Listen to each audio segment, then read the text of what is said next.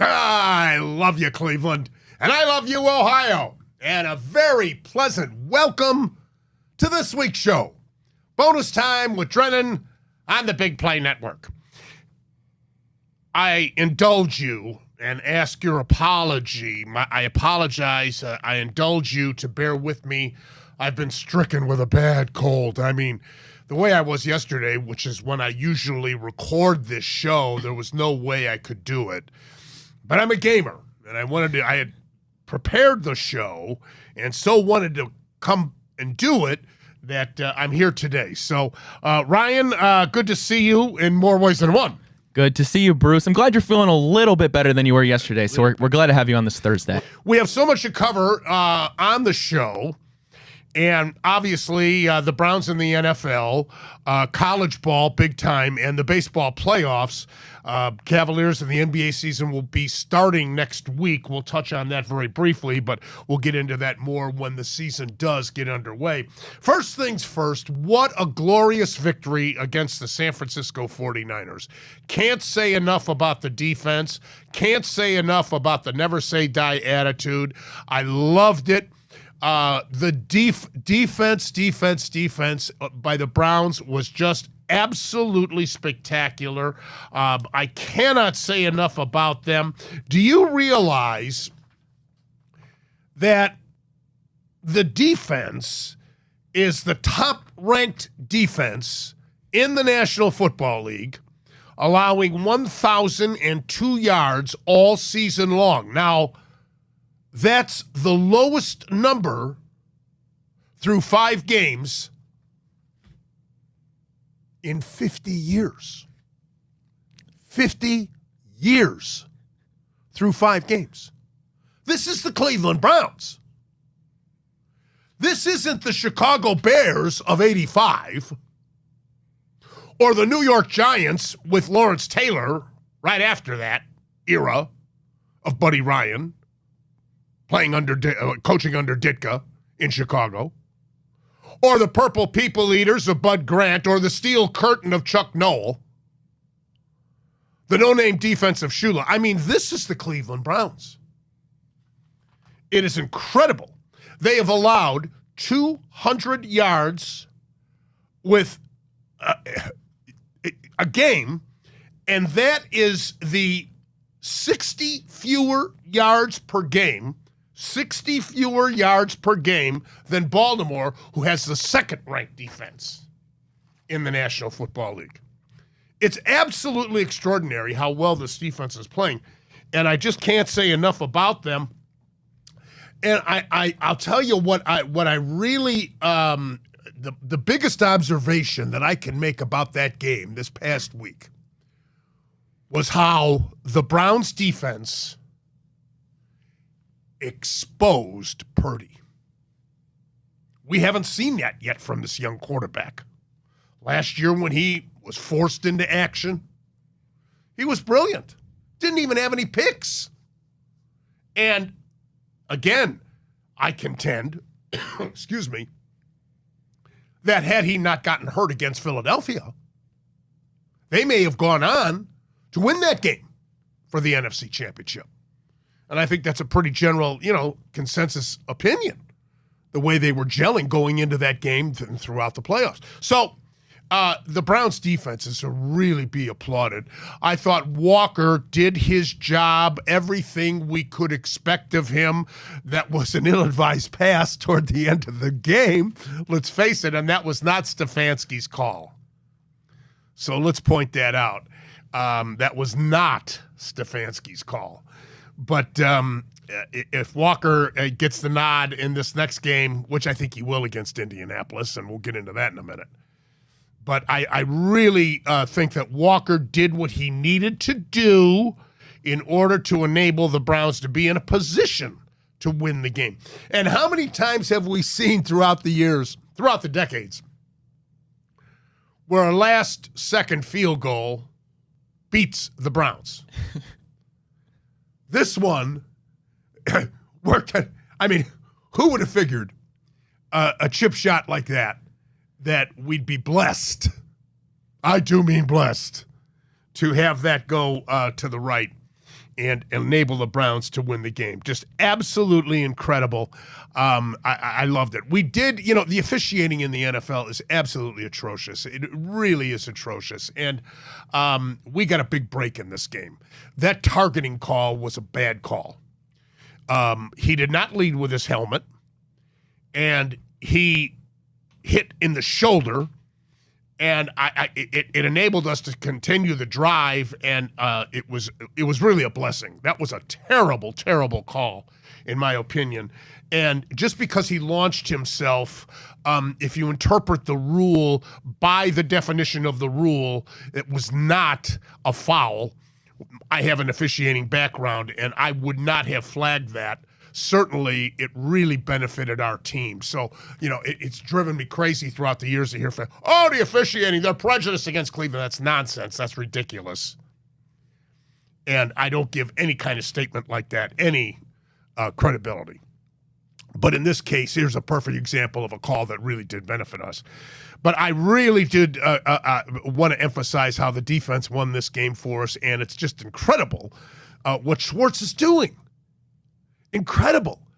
To turn, basically, it's basically, there were a couple of additions. Obviously, getting Smith is a gigantic addition, but I just cannot tell you how I am pleased with the tenacity and the ferocious pass rush. It's relentless what they're doing in pursuing the opposing QB.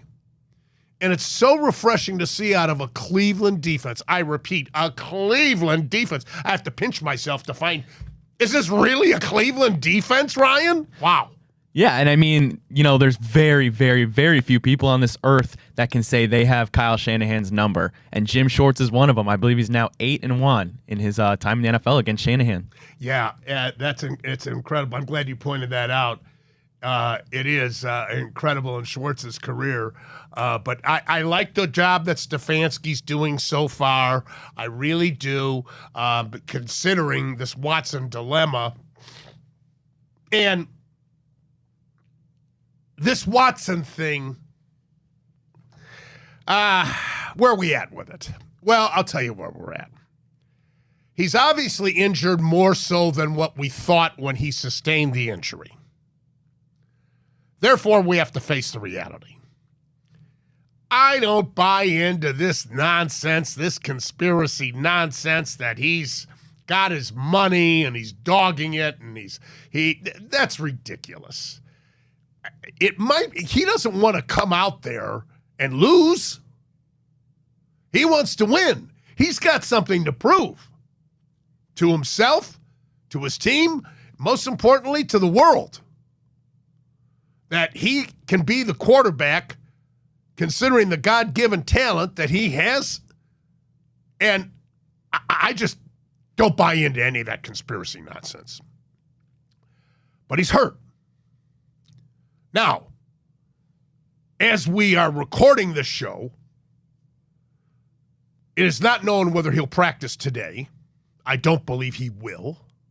And I think it's on Stefanski to actually say, hey, we're going with Walker again this week. We're going to shut Deshaun down until he's ready. So when will he be ready? If we look at the Browns' upcoming schedule, and I don't want him coming back at 70%, even 80%. I want him coming back when he can just demolish a defense with his God-given talent. After this Indianapolis game, we travel to Seattle. Then we host Arizona. Then we've got back-to-back games in our division at Baltimore and home to Pittsburgh. Those are the key games. Now, granted, considering he came back last year after the suspension and played 6 games, but this is different this year. He's had the whole offseason to get that cloud removed from over his head and get into football playing shape, but unfortunately he hurt his shoulder. So I'm cutting Watson some slack here. And I will continue to do so because he is legitimately hurt. And the worst scenario is to rush him back and get him out there, and he's not 100%, and then he hurts himself even more, and he's gone for the season. Because we're not going to be able to do anything with Walker in the postseason. Even though I was really glad that they made the decision to bring Walker in off the practice squad and obviously elevate him over the kid. But I am concerned about Watson. I'm truly concerned about him. But I just wish Stefanski would make a definitive statement instead of saying day to day, day to day, day to day, and we'll see what Watson says and how he is. But I am of the belief that he's still quite hurt. Now, he did a press conference, and he said so. And he said he can't pass the way he wants to pass. So, am I wrong, Ryan? I'm just cutting the guy some slack, and I am very talented like it is throughout my career. And I like to think that I'm the most objective, and I will criticize the home team big time. It's got me in trouble sometimes when I've been on the stations, if you will, both radio and television, that carry the Browns or one of the other teams. Yeah, and I mean, we've seen Deshaun Watson suffer some injuries in his career in Houston, and he's played through pain before, and I do think it is a stretch to say that he's kind of, for lack of better words, babying this injury. It's definitely a serious injury with the rotator cuff. I mean, you're a quarterback. What do you expect from him? So I expect, and I agree with you, Bruce, 100%. I don't want him back at 70, 80%. Best case scenario, we have him back 100% for those two brutal AFC North games back-to-back. Yeah, and we can bide our time because obviously Indianapolis with Minshew, they can be beaten. We'll get into the lines here in a little bit. Same thing with Seattle. They're a good team. Both Indianapolis and Seattle are good teams. They're not great teams. So it's feasible we can win these games without Watson. And certainly Arizona, although I understand Murray's making strides to be able to come back for them. But we shall see. All right. Anything you want to add about the Browns before we move on, Ryan? Because it was the biggest story in the NFL, let's face it. The biggest story. Yeah, I mean, it was amazing to see. I mean, there was very few people, if any, obviously, that thought the Browns had even a slight chance to do this without their star players. And the defense was amazing. And I remember last week, Bruce, I brought up just how difficult of a job it really is to contain somebody like Christian McCaffrey. It's nearly impossible. And we talked about how the linebackers match up, and you yourself talked about JOK, and he went and had himself a breakout game. Yes. Now, obviously, with McCaffrey getting hurt, Samuel had gotten hurt earlier.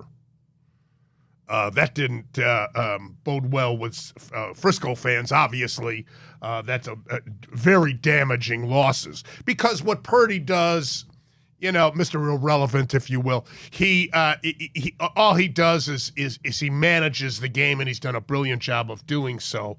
But you can't lose two key playmakers like that and not be affected. That's for sure. So here we are. We find ourselves against Indianapolis, and I'll get to that game in just a minute. Again, excuse me for this cold that I got. It's funny. I pray that I don't, microphones are the most contagious thing when it comes to colds. I'll never forget years ago, for you younger viewers, you have no idea who Gary D is, who, in my opinion, I've been blessed to be working with some of the greatest talents in broadcasting throughout the years. But I have to say, Gary D might be the greatest talent, and he was such a character. When I was working with him years ago at 3WE and somebody caught a cold, he brought in all these disinfectants, and you talk about wearing a mask for the first time with COVID. Gary D was decades ahead of that. He was actually wearing a mask doing his show with all these different disinfectants and sprays. Absolutely hilarious. At any rate, I hope the guys don't catch anything because I came in with this bug. But I hear it's going around. I do hear it's going around. All right, let me get to the NFL in general, where Kansas City defeated Denver last week. And I wanted to point this out. Kansas City has now beaten Denver 16 straight times. And 16 straight times. Last year, get this one, Sean Payton criticized then Denver coach Nathaniel Hackett. Isn't it ironic that Denver had more wins at this time last year than Sean Payton as Denver coach has this year? He talked the talk so far, not walking the walk. That's right. That's right, Brian. Baltimore a winner over Tennessee, 24-16 to improve to 4-2 in our division. Tennessee falls to 2-4. Tannehill got hurt in that game. Have you heard about his status? I don't know. So he injured. I believe it was the same I believe it was it his ankle or whatever it was. It was the same place that he had an injury previously when he needed surgery. But I saw it came out he doesn't need surgery, so that's good for him. Do you know his status? I do not. Not that we care. We've already played them. All right, Miami, 42-21 winner over hapless Carolina. Boy, is Carolina bad or what, huh? What are they, 0-6 now? Only winless team left. Only winless team in the NFL. Only winless team. And no more undefeateds in the NFL because Philly got knocked off. But Miami now 5-1 with the big victory. Jacksonville, a winner 37-20. Minshew at the quarterback position for Indianapolis, who we're going to be facing in this game coming Sunday. And Jacksonville, an impressive winner. But I understand that Trevor Lawrence got hurt in that game. Yeah, so Jacksonville actually plays tonight. It'll be right around when our air shows, and they say he's a game-time decision. It'll come up right up to the pregame workouts. Minnesota winner over Chicago. Boy, are the Bears bad or what? 1-5 record. Are they pathetic or what? Minnesota beat them. Detroit's the team to beat in that division. I don't care what anybody says. They're the team to beat. Oh, yeah. They're for real. I think I said last week here on the show, maybe, finally, please, let us have a good game on Thanksgiving Day. It's been a long time. You know, back when I was a kid, traditionally, the Lions always hosted the Green Bay Packers in Detroit on Thanksgiving Day. Now, this is going so far back that Vince Lombardi was the coach of the Packers, and Alex Karras, who later got into show business in movies, and did a pretty good job.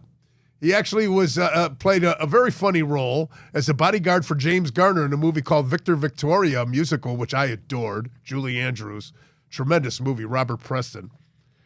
And Alex Karras was a tremendous defensive tackle.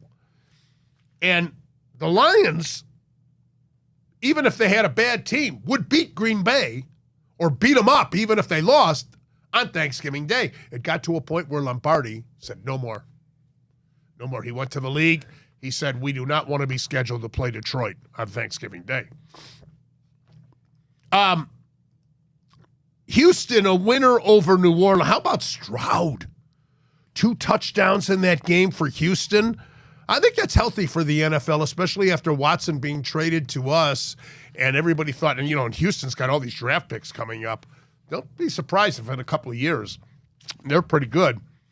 Cincinnati, a winner over Seattle, 17-13, and Burrow with a couple of touchdowns. And it looks like Cincinnati's back. They're in a bye week this week, but they're back.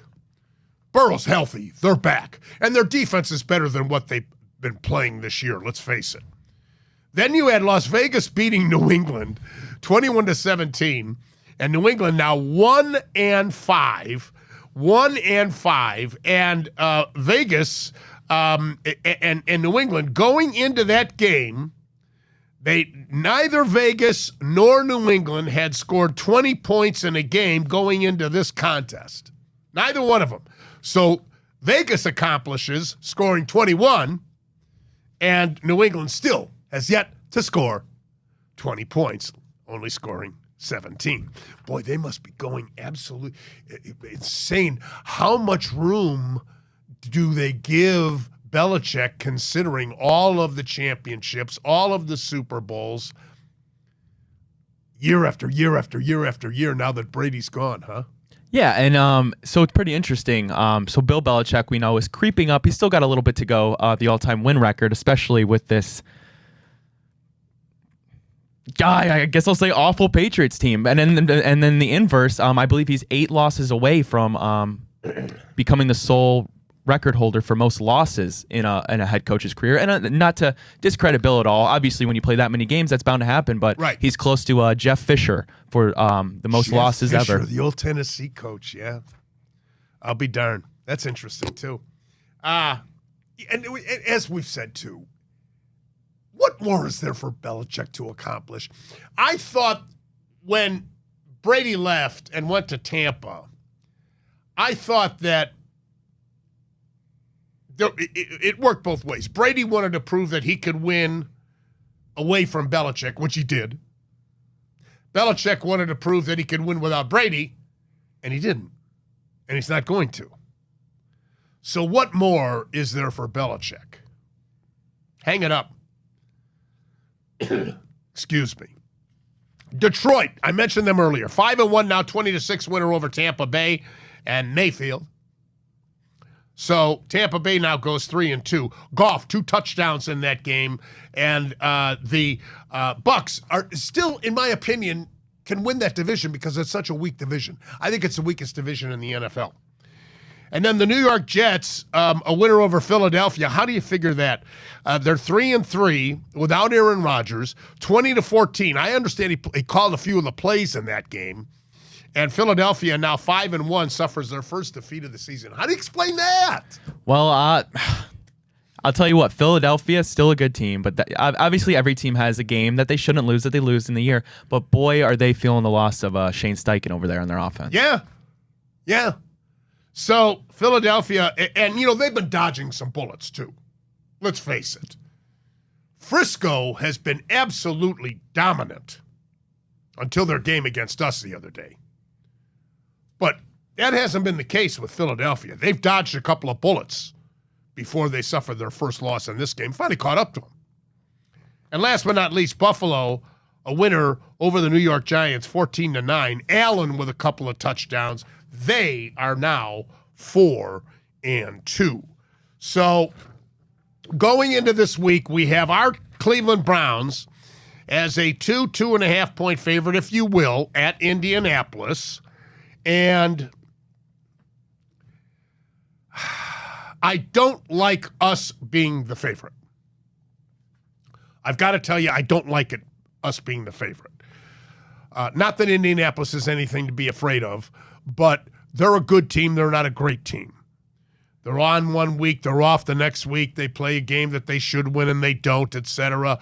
But I don't like being the favorite. However, our defense will have to carry us. It'll have to be the same scenario with Walker as it was against San Francisco.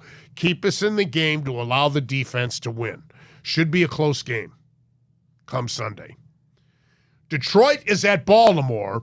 And by the way, place your bets with Tipico Sportsbook. Get those plays in with Tipico. Need bet credits for the football season. The Big Play Network is presented by Tipico Sportsbook. And the Tipico Sportsbook app has your traditional bets like the money line, spread, and point totals, but also lock-in player props and check out the Big Play boosts every single week to back your favorite Cleveland teams and athletes with the best odds in Ohio. Get in the action and load up for the football season using promo code BIGPLAY150 to get $150 bet credits on us plus a $30 dog pound bet. Bet with Big Play Crew all season long with Tipico Sportsbook. Like the way I slipped that in there, Ryan? I do. Next is Detroit at Baltimore, with Detroit getting 2.5, 3. What do you think of this game? I'm excited. I think it'll be one of the better games in the slate this week. Yeah. I'm excited to see. So Detroit is, however, going to be without David Montgomery as he got hurt. Baltimore is one of those teams this year I can't put a measuring stick on them. You lose to the Colts, but then you go out and you beat the Browns. Obviously, we had injuries. I don't know what to see. I don't know what to think about them, Bruce. No way they should have lost that game to Pittsburgh. Absolutely no excuse for losing that game at Pittsburgh. I mean, Harbaugh had to go nuts after that game. They bounced back last week. But Detroit is for real. They could be undefeated. They really could. All right, Pittsburgh's at L.A. to play the Rams. The Rams are a 3.5 or 3-point favorite, depending. This is a tough game, too. Pittsburgh's defense will have to keep them in this game, I believe. It's the only way they can win, especially with Herbert being so much better than Pickett. So I like the Rams. When I say Herbert, I meant Stafford. Thinking of the Chargers. Stafford is better than Pickett. So I like the Rams in this game. Speaking of Herbert, the Chargers are at Kansas City to play the Chiefs, and the Chiefs are a 5.5-point favorite. These are divisional rivals. So I wouldn't be surprised if the Chargers in the first half give them all they want, but I have to think that the Chiefs will prevail to still prove they are the team to beat. Yep, I agree with you, Bruce. They got some issues there in Los Angeles. Brandon Staley is going to be soon on the hot seat. Yes. Not the greatest start for them. Kellen Mond. Yes. Hasn't upgraded the Chargers offense as much as I thought he would. And obviously, we just saw the loss to Dallas. Justin Herbert with the game-sealing pick. So they got to bounce back. And one of the teams you don't want to play after a loss, the Chiefs, that's for sure. Yeah. Next is Miami at Philadelphia with the Eagles a 2.5-point favorite, and this is an interesting game too. Tua going against Hurts. I don't know how to call it. I mean, this is going to be a real true test for Miami like it was against Buffalo. What we'll see out of the Dolphins playing on the road in a hostile environment. The Eagles, the defending NFC champs. The Miami Dolphins, the upstart here in the AFC. Tough one to call. Yeah. How about our tweets? What do you got this week? All righty. Well, we're going to start off here, Bruce, with one from Emmanuel Acho that kind of went viral. He said, the Niners went the majority of the game without All-Pro Christian McCaffrey, All-Pro Deebo Samuel, and Pro Bowl talent Dre Greenlaw. He said, we're still a 41-yard field goal away from winning on the road. I'm really not worried at all. Okay. I mean, I just think the defense can carry this team until we get Watson healthy and raring to go. And when you think of this, we didn't have Batonio in that game either. There's an all-pro lineman.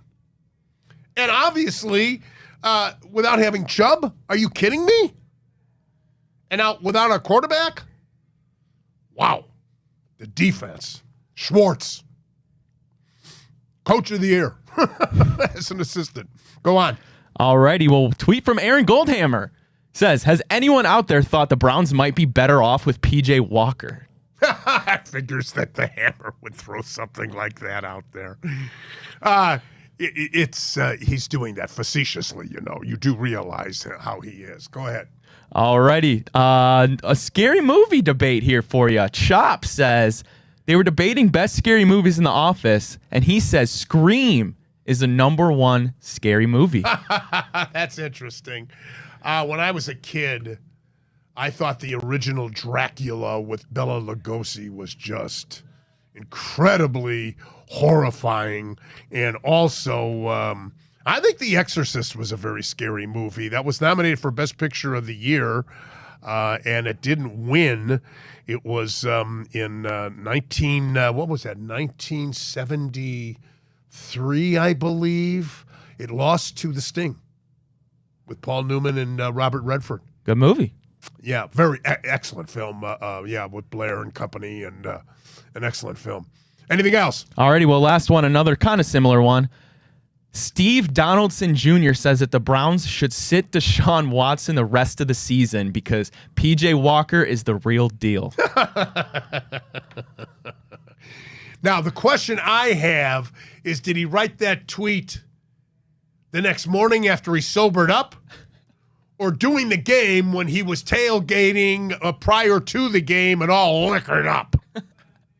We're going to take a break. We're going to come back and dive into our college football analysis for the week on Bonus Time with Drennan on the Big Play Network. Now, here is the risk that Browns had to take with. Welcome back to Bonus Time with Drennan on the Big Play Network. Bruce Drennan, Ryan Smith with you on the show. Great to have you aboard. Let's dive into our college analysis. And, boy, interesting doings in college football this past week and upcoming as well. Can hardly wait to talk to you about it. Let's go right down the rankings as Georgia was victorious over Vanderbilt, 37-20. Now, they're not covering, but indeed, they are still the number one team in the nation, the defending national champions for the last 2 years, trying to make it 3 years in a row, and wouldn't that be something? It's never been done before. Michigan, a winner over Indiana, no contest, 52-7. Certainly the Wolverines undefeated under Harbaugh, a team to beat. Certainly they're loaded. They've got everybody back from last year's team. And, of course, the forthcoming game against Penn State and Ohio State will be the keys for them. Our Buckeyes, a winner over Purdue. Really an impressive performance for the Buckeyes. No problem here. 41-7. They remain undefeated with the big game coming up against Penn State. Next, Florida State, undefeated number 4 at 6-0, and a big winner over Syracuse. None of the top teams even challenged. And then we come to Oklahoma, undefeated. What a game it was against Texas. Absolutely fantastic game a couple of weeks ago. They are undefeated at 6-0 and ranked number 5 in the country. And then the Penn State Nittany Lions with a 6-0 record. They're playing, they beat UMass 63-0 with Aller, the quarterback from Medina. And a note about Penn State, they won, and they are now 1-1 against the spread when coming off consecutive straight up and against the spread wins. Penn State. Keep that in mind if you're handicapping the upcoming game against Ohio State. Next, Washington, number 7 in the country, undefeated, 6-0, beating Oregon, 36-33. So far this year, there have been 4 fantastic, tremendously entertaining college games. The first one was Florida State and Clemson. The next one was Notre Dame and Ohio State. The next one was Oklahoma and Texas. And now this game, did you watch this game this last Saturday, Oregon and Washington? 2 great teams as the Pac-12 is disintegrating, and all these good teams in the Pac-12 as they're doing their swan song. This was a great game. Both these teams, you could make a case for getting into the Final Four. It's going to be tough for Oregon now, but boy, they're both very good with 2 very good quarterbacks in Penix and Nix. Yeah, so now Penix, that game kind of easily jumped Michael Penix to be the favorite to win the Heisman. Bo Nix, I believe, was 3rd at the time, but that loss I think tanked him to like maybe 8th. So it's really Michael Penix's award to run away with now if Washington can keep winning. Texas is number 8. They were number 9. They're now 5-1. They moved up 1 slot. Oregon drops to number 9. They were number 8 with the loss to Washington, so they're 5-1. North Carolina jumps up to number 10. They were number 12. They're 6-0. And, of course, the Tar Heels have Drake May, who, along with Caleb Williams, the 2 candidates for the Heisman, but we'll get to Notre Dame and Southern Cal in just a moment. Then you have Alabama beating Arkansas and barely doing it. Can you believe that? 24-21. All these close calls that Saban is experiencing this year, really amazing. Yeah, they're hanging by the skin of their teeth. It's been a very interesting year for Alabama, to say the least. Really are. And Alabama barely beating Arkansas. Get this. Here's a little tidbit for you. Arkansas is now 7-1 against the spread in their last 7 games following a straight-up loss. Little pearl for you there. Yeah, Bruce. So I actually last year had the opportunity to travel to Arkansas to watch the Razorbacks take on my Cincinnati Bearcats, and I got to say that is one beautiful stadium. Oh, no kidding. Beautiful. It's a cozy stadium, isn't it? It's a big stadium. There is stadium. such a thing in football, but it is. It looks on television like a cozy stadium. All right, next, Oregon State, 6-1 with their win over UCLA, 36-24. They moved up from 15 to number 12. Ole Miss is 13-5-1. Utah is at 14-5-1. They had a nice victory over California, who's not a bad team, 34-14, the final score of that game. And Utah's now 8-1 against the spread as a double-digit favorite since the start of the 22 season. Notre Dame moving up to number 15 from number 20. They're now 6-2 after they demolished USC 48-20. Did you see this one coming? After Notre Dame got knocked off by Louisville and lost that tough game at home against Ohio State and had a close call on the road against Duke, did you see this one coming? A lot of people didn't. And this game may cost Caleb Williams the Heisman Trophy. Yeah. Mark my words on that. This may cost him. What a demolishing of Southern Cal. I mean, they've had one of the most prolific, high-scoring offenses in college football, and they couldn't do anything. They couldn't stay with Notre Dame in this game. Notre Dame's defense, I thought, played a tremendous game. Yes, they did. But, what a humbling moment for Southern Cal as Notre Dame did a job on. And Notre Dame's one of the best teams in the country. Their schedule is so brutal. Duke, 5-1, beat North Carolina State. They're number 16. Beat them for 24-3. Tennessee's 5-1, number 17. Southern Cal dropping from number 10 to number 18 as a result of the loss to ND. LSU at 19.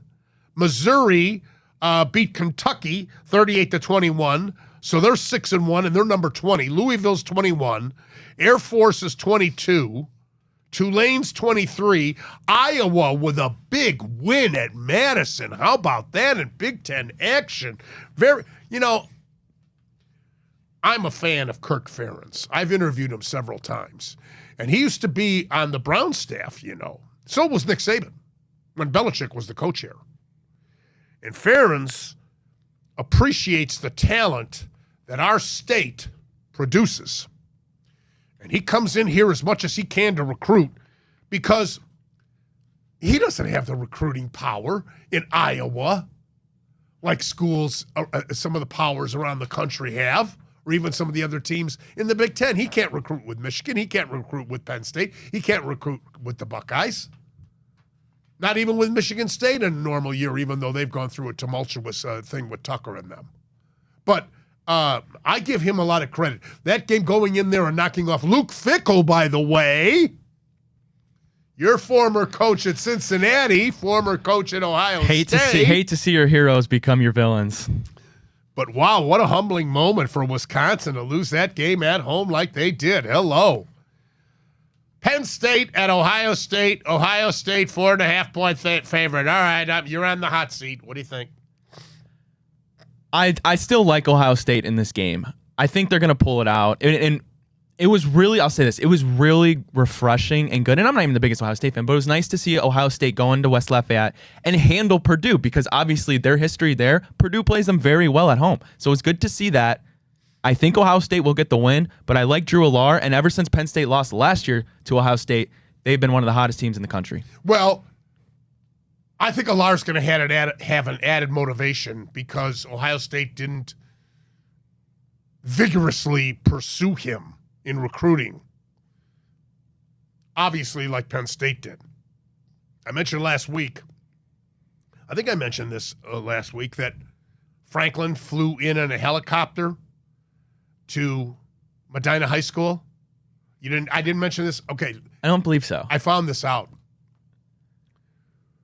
When Allar became one of the top quarterback prospects in the country at Medina High, Franklin, I don't know if he took a helicopter from Happy Valley all the way or he took a plane ride and then took a helicopter from here at Burke Lakefront Airport.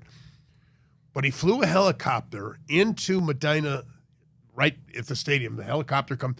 Crowd is there. Here's the head coach of Penn State getting out of the helicopter to stand on the sidelines to check out Allar. Can you imagine the impression that made on these high school parents and fans and kids? Yeah. And let alone Allar. And Allar fell in love with the campus, and Penn State vigorously went after him. He fell in love with Penn State, And here we are. Now he's going up against the Buckeyes, who came in last minute. You know, Ohio State has an arrogant attitude that everybody from Ohio wants to go to Ohio State. And most kids do, unless they're overwhelmed. I mean, Schembecker did a tremendous job when he went up to Michigan and recruited. And even when Cooper was at Ohio State, Kajana Carter, an Ohio kid, went to Penn State. So this is going to be an interesting game. I agree with you. I think Penn State's, they haven't been tested yet. Very, very true. But Ohio State has that Notre Dame game. But it's going to be a dandy. It's at noon. Washington State against Oregon. I like Oregon here to bounce back after even though Washington State's a decent team, but I don't necessarily think they'll cover against Oregon State. I think Washington State are against Washington State. I think Oregon will win the game but not cover. Tennessee's at Alabama, and Alabama 9.5 to an 8.5 point favorite. I think this one, Saban's got to be just relentless on his team in practice this week. I would think he's got to be just miserable. Michigan, a huge favorite at Michigan State. The Spartans are in such a state of chaos right now. How do you play Michigan State? Duke is at Florida State. Now, here's an interesting game, too. Duke is a good team. And the Seminoles, nationally ranked number 4 in the country, is 14.5 too much, Ryan? If I was a betting man, I'd probably bet Duke to cover. Yes. I would, yeah. Yes. 14.5 is a lot. Like you said, Duke. It is. No longer a basketball school. Jordan Travis is very, very talented. Florida State is a good team, obviously. They're undefeated. Right now, they'd be in the playoff. However, I do think 14.5 is a bit wide. Now, I don't get how Southern Cal is a 6.5, 7 point favorite at home against Utah. Utah's really good. Unless they've got injuries that I'm not aware of. Yeah, I don't believe so. Maybe they're expecting a big bounce back game from Caleb Williams and Lincoln Riley.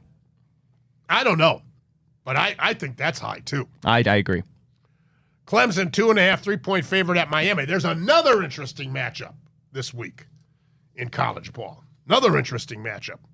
Clemson's not as bad as you might think because, they don't have Deshaun Watson or Trevor Lawrence. Don't take them for granted. And Minnesota and Iowa, watch out for an upset in that game. Be careful. Let's take a final break. We'll come back. We'll take a look at the baseball playoffs on Bonus Time with Drennan on the Big Play Network. Now here is the risk that Brown had to take with So glad to have you with us on Bonus Time with Drennan here on the Big Play Network. This week's show, we shift our attention to the baseball playoffs, and have they been fantastic or what? Philadelphia, Texas, Houston, Arizona, of course, after sweeping in their series, now up against this Philadelphia team, which seems destined to get back to the World Series, and this year perhaps win it. But boy, Sunday, that rookie Evan Carter's catch in the 8th inning off Bregman's blast off Chapman to left center field was the key to that game. Absolutely fabulous, fabulous catch and play by Carter, and a blunder by Altuve in the base running mistake, in his base running, failing to retouch second base on his return to first. Struck me big time. In all best-of-7 postseason series, get this, in all best-of-7 postseason series, the teams that won Game 1 went on to win 121 of 188 times. That's 64%. Of the teams taking a 1-0 lead in the best-of-7 on the road, they have gone on to win 39 of 70 times, which is 56%. So, as of this recording, Philadelphia is up 2-0 in their series with Wheeler and Nola, who are both money pitchers. Nola's a free agent, by the way. And obviously, Houston winning the first game in Texas to close up that series at 2-1 after Texas took the first 2 games at Houston Houston, I didn't think after losing those first two games that Houston was folding. They're just too great a championship team to fold.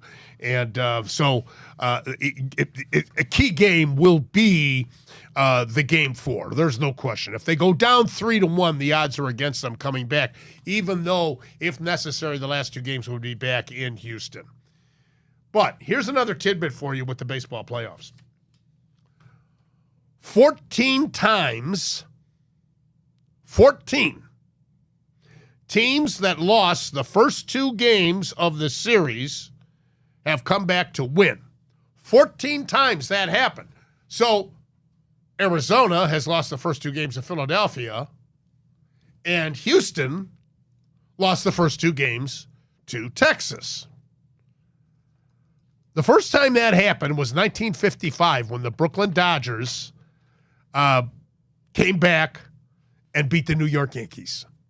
Then the very next year in 56, the Yankees came back and beat Brooklyn after falling behind 2-0. In 1958, the New York Yankees came back and beat the Milwaukee Braves after falling behind 2-0. And in 57, the year before, the Braves had overcome a 3-1 deficit against the Yankees, came back and won that World Series in 7 games. That was when the Braves were in Milwaukee. In 65, the LA Dodgers fell 2-0 against the Minnesota Twins of Harmon Killebrew, Jimmy Hall, Bob Allison, Jim Mudcat Grant, Jim Cott, and the Dodgers with Koufax and Drysdale and Maury Wilson Davis and company came back and won that series. In 1971, the Pittsburgh Pirates lost the first 2 games to the Baltimore Orioles of Earl Weaver after the Orioles in 69 had lost in 5 games to the Mets. In 70, beat the Big Red Machine in 5 games. Took a 2-0 lead in that series against Pittsburgh, and the Pirates with Roberto Clemente came back and won that series in 7. To me, that's one of the greatest World Series of all time. Greatest throw I've ever seen. Ever. When Don Buford hit one down the right field line for what was to be a double, Clemente tracked it down in the right field corner. Buford tried to stretch it to a triple, and Clemente threw a P to Richie Hebner right here. Right here. And Buford slid right into the tag. Greatest throw I have ever seen. 1978, New York Yankees overcame a 2-0 deficit and came back to beat the Dodgers. In 81, the Dodgers overcame a 2-0 deficit and came back and beat the Yankees.